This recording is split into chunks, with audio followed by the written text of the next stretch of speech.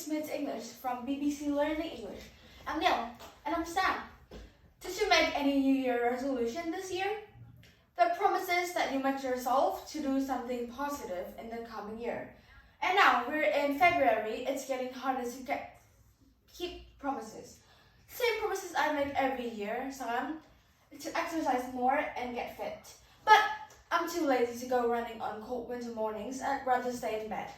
Are you feeling out of shape after Christmas like Neil? Like maybe you want to be more active but we can't find the time? If so, this program is for you.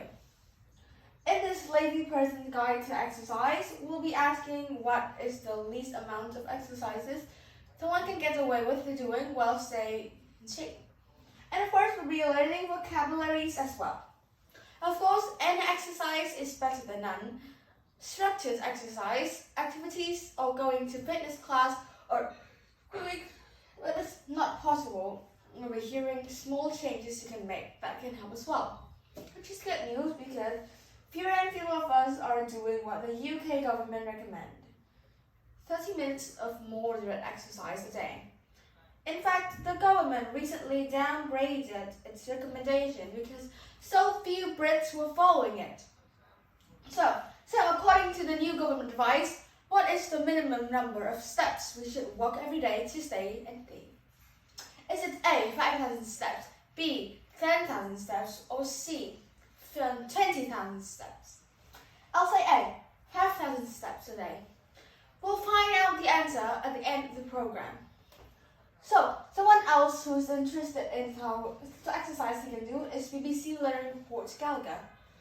Here's James speaking with sports physiologist Dr. Zoe Sainer after Zoe had been monitoring his fitness while running on a treadmill for BBC Rating 4 Inside Science. I also know you recognize trend as structured exercise. It's so structured as such rating. It's going for a swim once a week. Generally, that's fantastic. That's my question to you is, how hard do you push yourself when you go swimming? That's not hard as the treadmill. I think the problem is, what is the least exercise I can do? There's clear evidence that if you want to do shorter exercise sessions, they need to be a higher intensity, right? It's a trade-off. Zoe says that if you don't have much time to exercise, it is okay to do shorter exercise, as long as you push yourself. Try harder add more effort. If you can swim with length in 40 seconds, push yourself to swim in 35. That means exercise a harder life, of course, but for a shorter time. In other words, there's a trade-off. You accept the disadvantages of something in order to get the benefits it brings. Another problem for many people is that the job is certainty. It involves little exercise or physical activity. So he thinks it's important to sit down all day, also find time to exercise. Here she shares her tips with BBC Learning, you and yours, Inside House.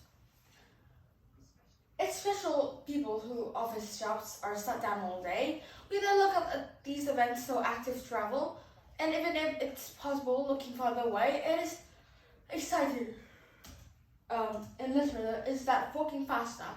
So, if you have no time to certainly do 10,000 steps a day, can get you to do 5,000 steps faster.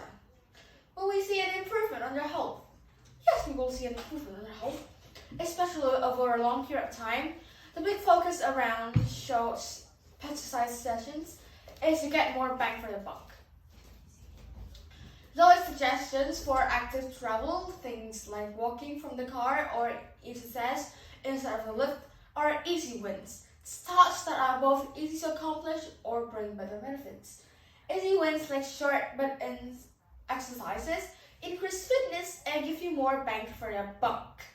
And idioms, which means you get better results for the amount of time you put in. That's something everyone can appreciate. Even you Neil, I'll definitely try to walk more. But remember, Sam, the body needs rest too. And speaking of walking, it's time to really answer to your question, Neil. How many steps does the UK government recommend we should walk a day? I guess it was 5,000. So was I right? You were close, Sam, so it was 10,000 steps a day. Although, as Zoe mentioned, walking few steps faster has benefits too. Okay, so let's recap the vocabularies as well for our lazy guide to exercise. Starting with New Year resolution. A promise you make to yourself to do positive in the coming year. When you push yourself, you put more effort into what you're doing. In a trade-off, you have set the disadvantages in order to get the benefits as well. And trade-off can also be used as a verb. The adjective sedentary describes something which involves little exercise or physical activities. And an easy win is a task that is both easy to accomplish and brings positive results. And finally, the idiom bank and buck means to get a better outcome for the same amount of effort you put in. I hope your New Year resolutions have made it into February. If it's just one you keep, make it join again soon. For more topical chat, here's 6 Minutes English. Bye for now. Bye.